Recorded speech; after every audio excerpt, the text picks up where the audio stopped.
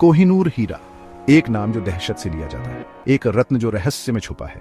इसकी चमक लुभावनी है, इसका इतिहास खूनी है, इसके चारों ओर कहानियां घूमती हैं, इसके पीछे बद्दुआएं हैं। कुछ कहते हैं कि ये दुर्भाग्य लाता है, कुछ कहते हैं कि ये शक्ति लाता है। एक बात पक्की है, कोहिनूर किसी को भी उदासीन नहीं छोड़ता। सदियों से यह पत्थर दुनिया भर में घूमा है। भारत की खदानों से लेकर इंग्लैंड के ताज के गहनों तक इसने साम्राज्यों को उठते और गिरते देखा है।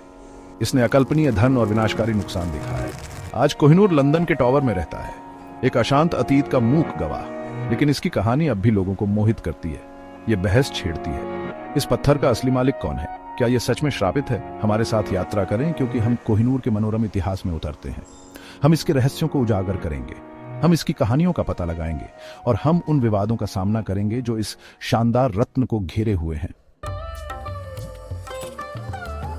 हमारी कहानी भारत के बीचों बीच शुरू होती है।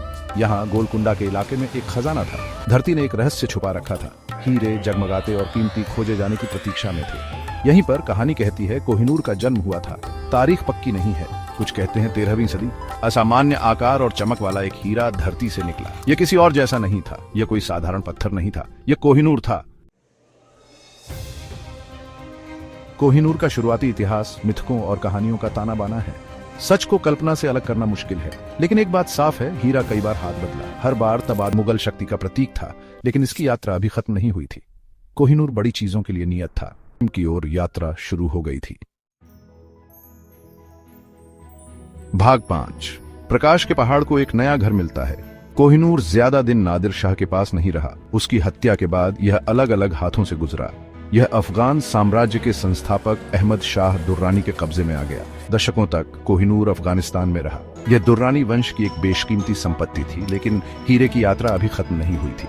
19वीं सदी की शुरुआत में पंजाब के शक्तिशाली सिख शासक महाराजा रणजीत सिंह ने कोहिनूर पर अपनी नजरें गड़ा दी।